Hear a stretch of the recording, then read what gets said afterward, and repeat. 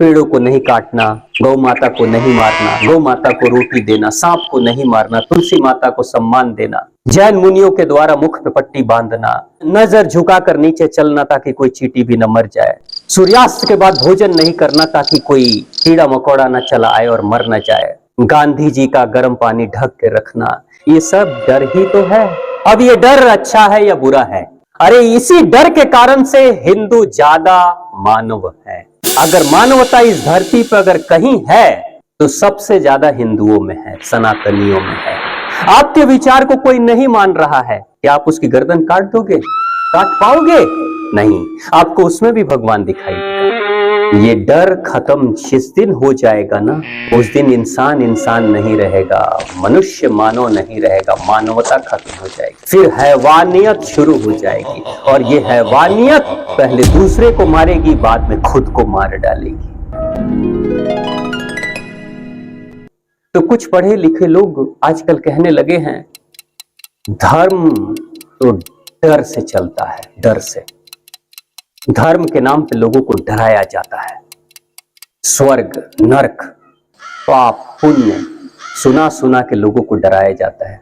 आप लोगों के मन में भी ऐसा विचार आता होगा? लोग कहते होंगे, आपने सुना होगा कि धर्म का मतलब डर का व्यापार।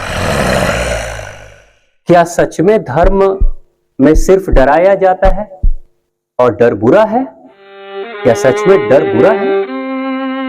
भारत में एक संप्रदाय है संतों का, जिनको जैन मुनि कहते हैं हम लोग।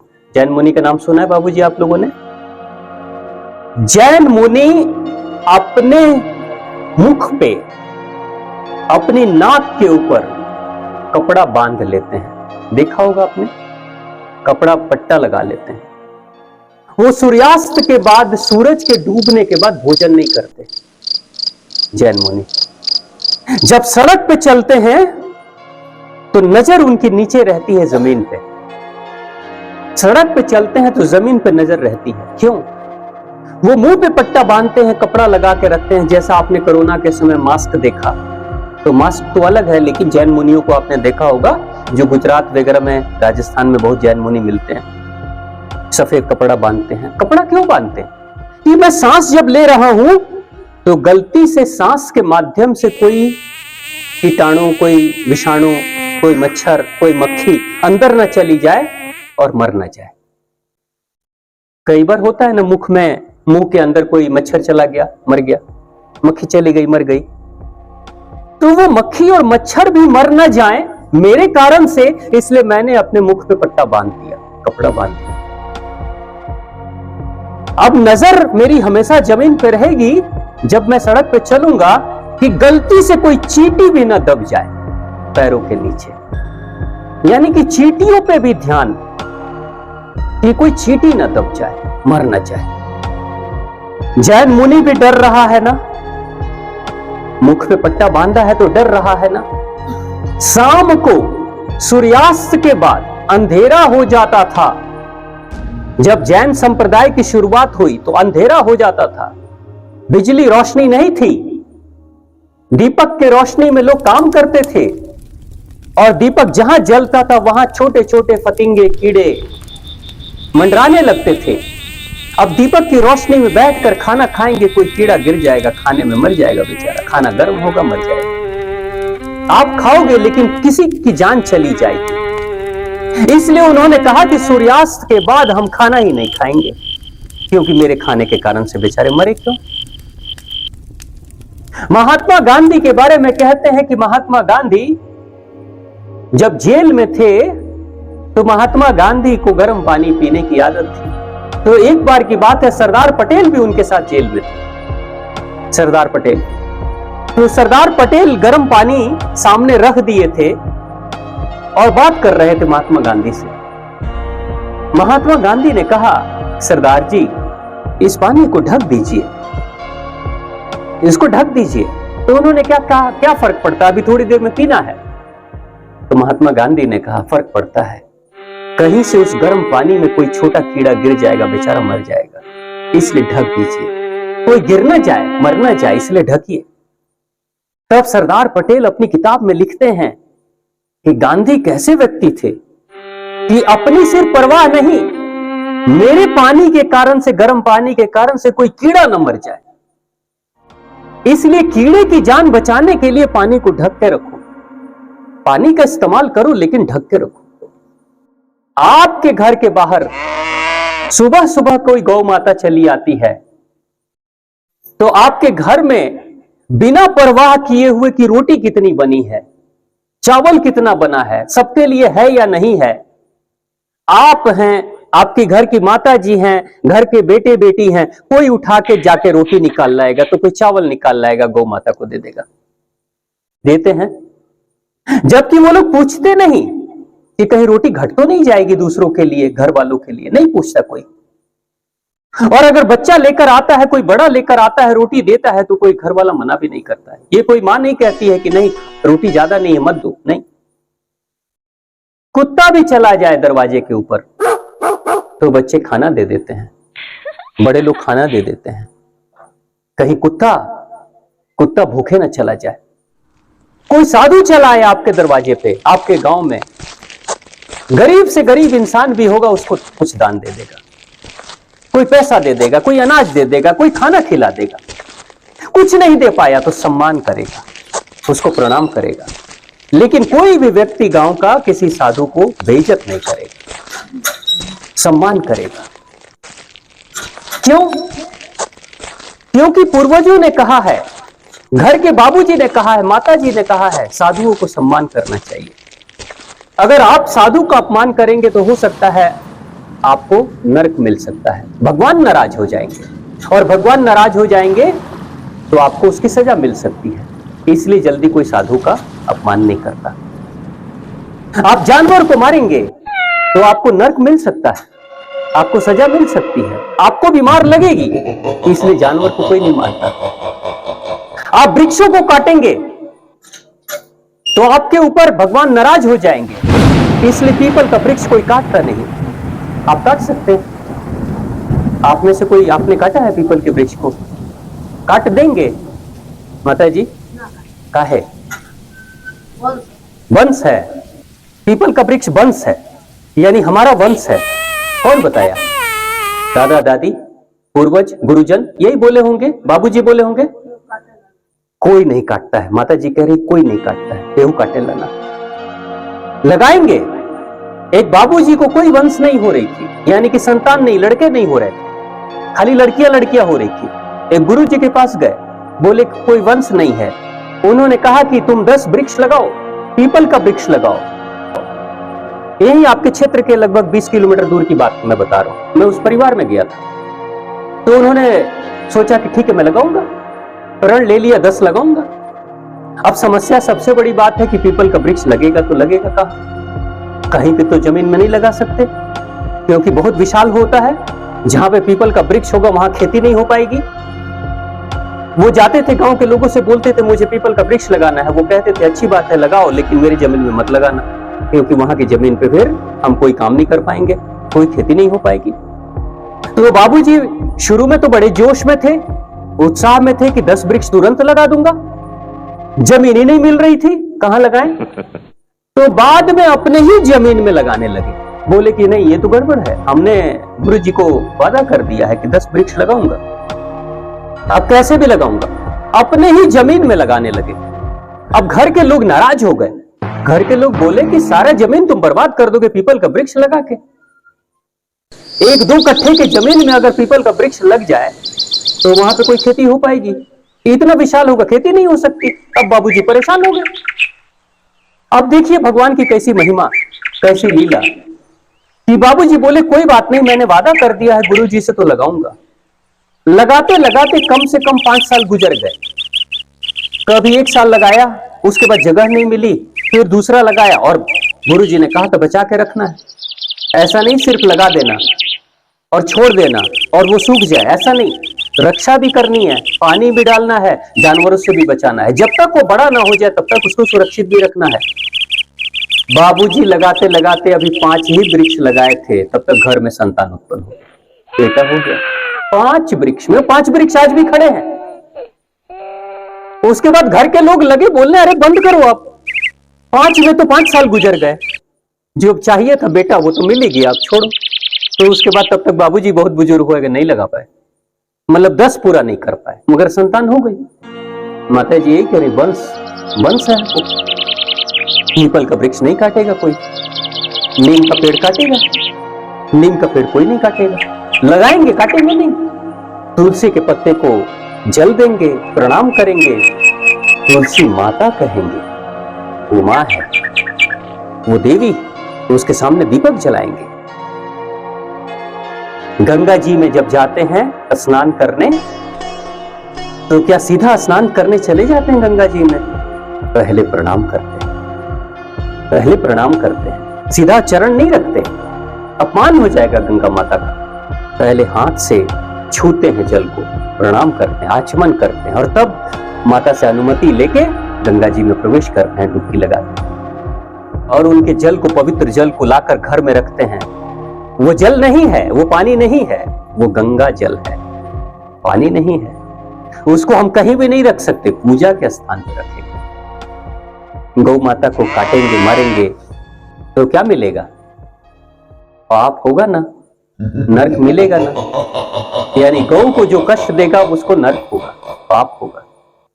हम तो कौओं को भी खाना देते हैं, पितृपक्ष में देते हैं ना।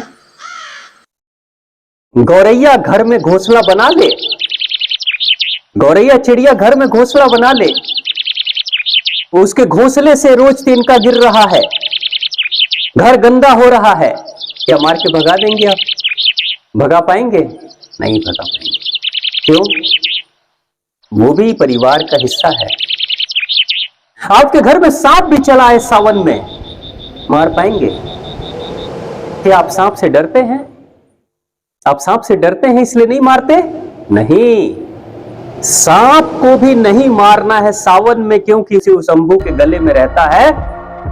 यानी सांप नहीं, वो शिव शंभू आया है, उसको हटा देंगे, उसको हटा देंगे, मारेंगे नहीं, कोशिश करेंगे वो हट जाए। अगर कोई मार रहा होगा तो मना करते, मत मार। होता है कि नहीं?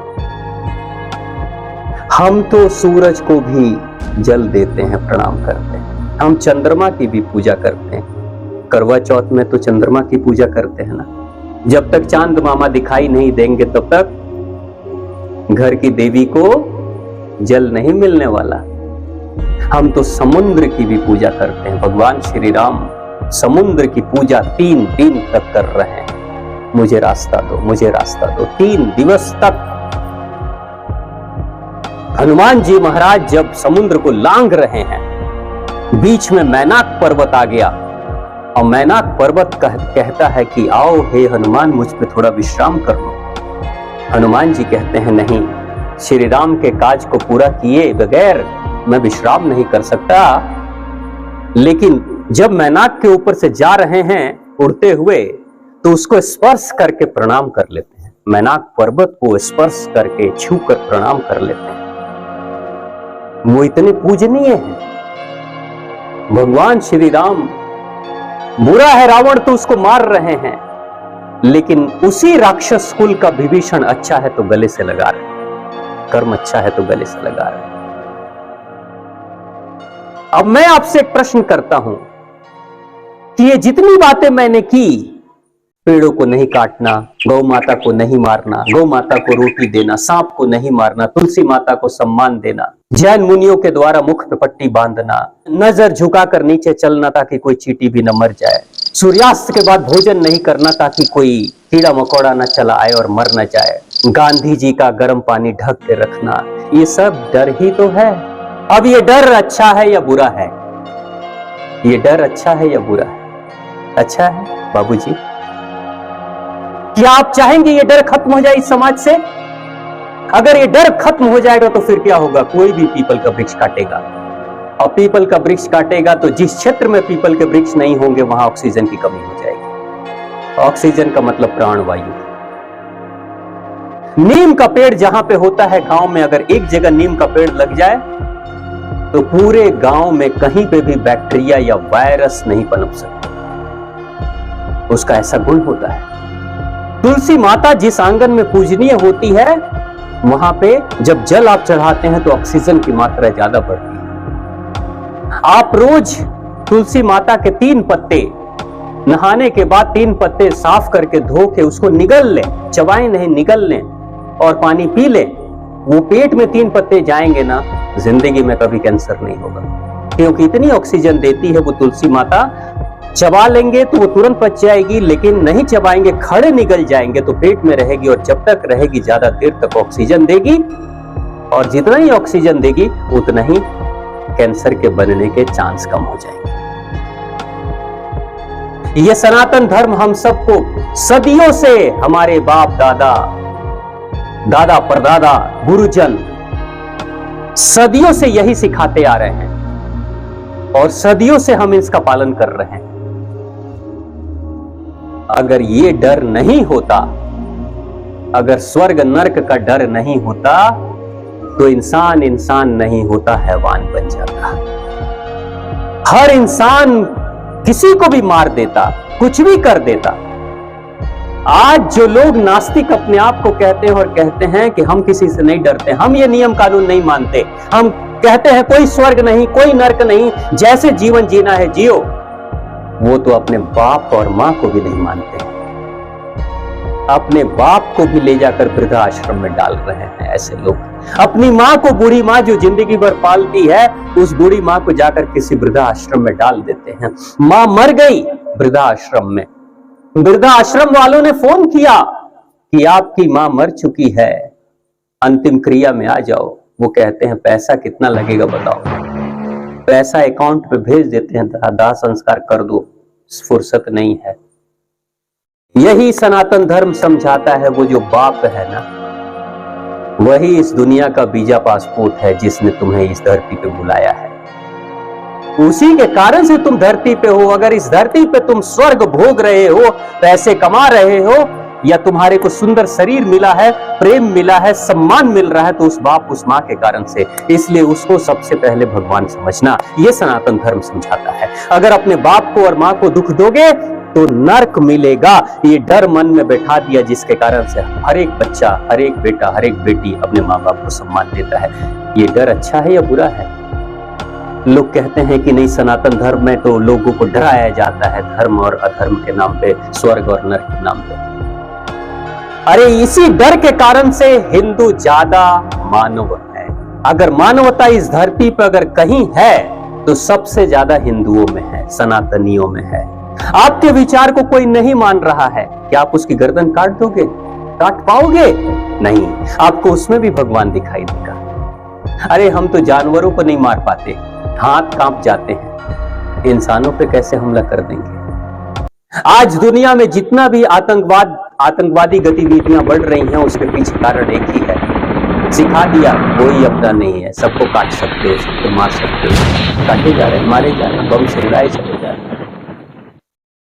ये डर खत्म जिस दिन हो जाएगा ना, उस दिन इंसान इंसान नहीं रहेगा, मनुष्य मानव नहीं रहेगा, मानवता खत्म हो जाएगी, फिर हैवानियत शुरू हो जाएगी। और ये हैवानियत पहले दूसरे को मारेगी, बाद में खुद को मार डालेगी। आज देखिए सीरिया में क्या हो रहा है, उन्होंने पहले दूसरों को मारा, आज खुद को एक दूसरे को मार रहे हैं और खत्म हो रहे हैं। मानवता, आप दुनिया के किसी भी देश में चले जाओ, वहां पे आप क्यों जा रहे हो? क्योंकि मानवता है ना। उस मानवता के नियम का उल्लंघन जो कोई भी करेगा तुरंत से दंडित होगा। इसी के कारण से तो आप इतने दूर से घर छोड़कर वहां जाके रह रहे हो और पैसे कमा रहे हो। मान लो कि वहां का लॉ एंड ऑर्डर हट जाए, पुलिस प्रशासन का डर खत्म हो जाए, तो उसके बाद से क्या लोग आराम से रह पाएंगे? आपका घर सुरक्षित होगा? तो सिर्फ धर्म में डर नहीं है, इस समाज को भी बेहतर करने के लिए भी डर की जरूरत है। बच्चे को भी आप बोलोगे बेटा फेल हो जाओगे, कोई बात नहीं, पढ़ाई ही नहीं करेगा। लेकिन जब बोलोगे फेल होगे ना तो बहुत मारूंगा, या फेल होगे तो तुम पे लोग हंसेंगे, फेल होगे तो तुम्हारी जिंदगी खराब हो जाएगी, ये थोड़ी कोई बातें आप सुनाते हो, उसको कहते हो, उसी के कारण से वो पढ़ाई में ज्यादा मन लगाता है। कहां नहीं है डर? सब जगह है। लेकिन बस एक सनातन धर्म को, हिंदू धर्म को बदनाम करने के लिए लोग कहते हैं कि ये पूजा पाठ, भगवान, धर्म, ये सब घर का व्यापार है। ऐसा नहीं। तो जीवन में हम सबके लिए भी ये बहुत जरूरी है इस मर्म को समझना कि जो सिस्टम एक बना है वो किसके लिए बना है। इंसान इंसान रहे और इंसान जीवित रहे, सुखी से रहे, सम्मान से जिए, उसके लिए बना है। तिरस्कार किसी का नहीं करना। जो व्यक्ति जानवरों को भी सम्मान देता हो, जो सांपों को भी सम्मान दे रहा है, कुत्ते को भी आहार दे रहा है, वो किसी इंसान को बेइज्जत करने में या सोचेगा नहीं। यही है खूबसूरती सनातन धर्म। प्रेम से बोलिए सनातन धर्म की, मां आद्य भगवती की और आप सभी की जय।